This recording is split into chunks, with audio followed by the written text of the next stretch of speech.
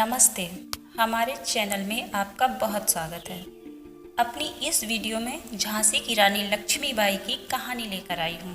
कहानी पसंद आए तो चैनल को सब्सक्राइब कर लेना ताकि मेरी आने वाली हर वीडियो आप तक तुरंत पहुँच जाए। झांसी की रानी लक्ष्मीबाई को कौन नहीं जानता। उनका जन्म काशी में ब्राह्मण परिवार में 19 नवंबर 1835 ईस्वी में हुआ था। उनकी माता का नाम भागीरथी बाई था। उनके पिता का नाम मोरूपंत था।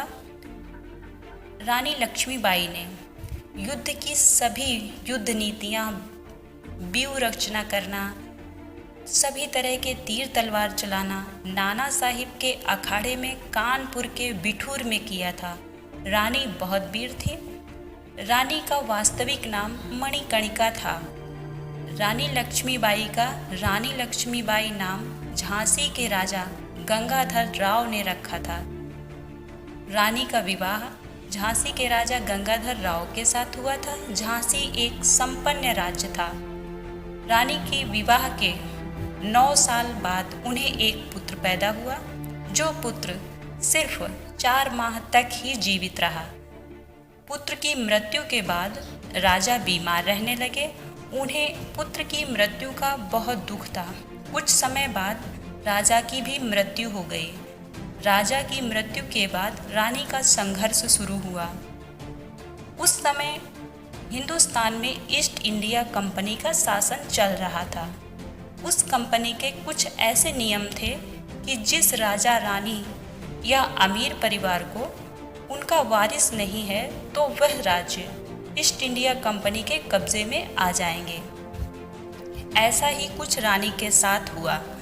रानी के पुत्र दामोदर की मृत्यु के बाद रानी ने अपने सगे संबंधी का पुत्र गोद ले लिया, लेकिन वह पुत्र अंग्रेजों को मान्य नहीं था। अंग्रेजों ने झांसी को अपने कब्जे में कर लिया। रानी की बात किसी ने नहीं सुनी। रानी नहीं चाहती थी कि झांसी अंग्रेजों के कब्जे में जाए। रानी को अंग्रेजों ने रानी महल में रखा। इतनी बड़ी विरासत का पेंशन रानी को सिर्फ 60,000 रुपये महीने मिलता था। रानी महल में अपने दत्तक पुत्र दामोदर के साथ तथा कुछ प्रिय दास दासियों के साथ रहा करती थी।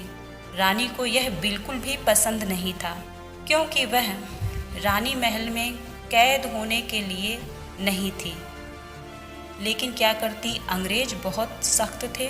उन्होंने तरह तरह के प्रलोभन देके हिंदुस्तान के तमाम राजाओं और अमीरों को अपनी तरफ मिलाकर बहुत शक्तिशाली बन गए थे। रानी 3 साल तक रानी महल में महज 60,000 रुपये पेंशन लेके अपना गुजारा करती थी।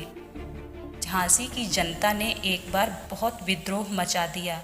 अंग्रेजों को झांसी छोड़ के रातों रात भगना पड़ा। अंग्रेज जाते जाते रानी से कह गए कि जब तक विद्रोह खत्म नहीं हो जाता वह झांसी को संभाल ले। रानी के लिए यह स्वर्णिम अवसर था। रानी यही चाहती थी। अंग्रेजों के जाने के बाद रानी ने झांसी को संभाल लिया।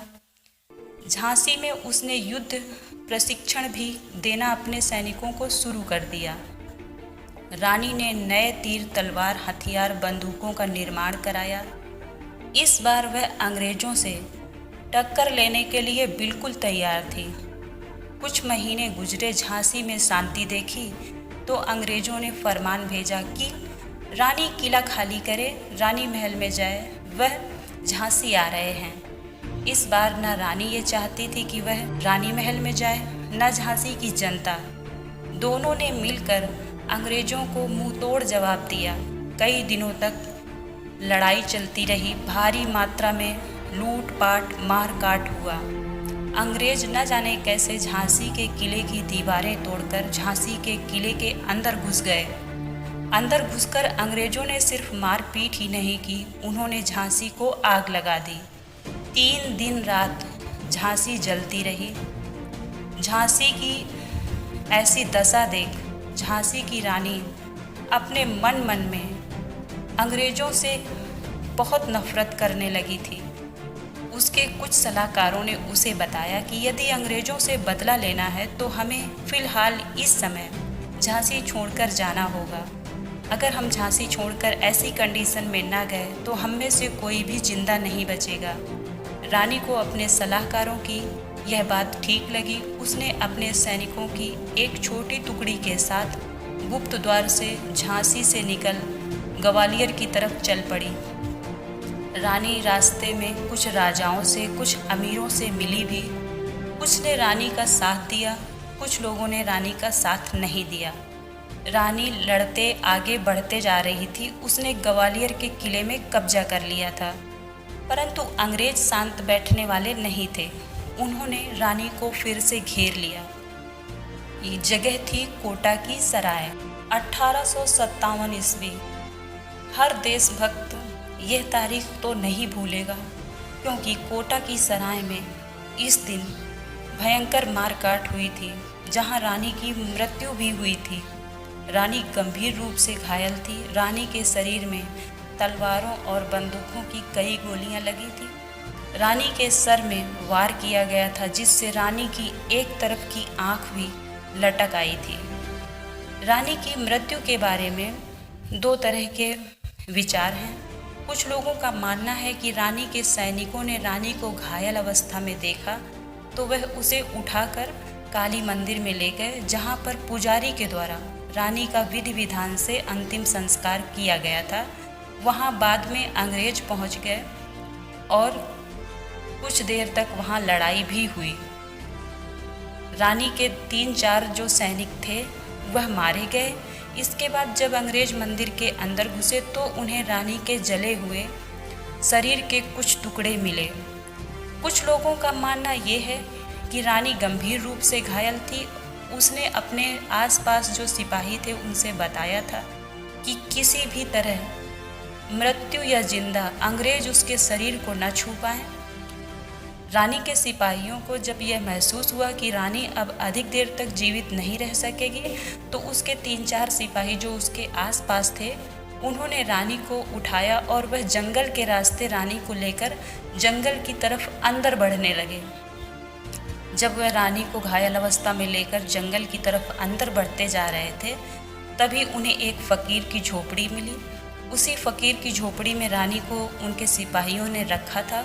वहीं रखे हुए पानी से रानी का गला तर किया गया था। कुछ क्षण जीवित रहने के बाद रानी की मृत्यु हो गई थी।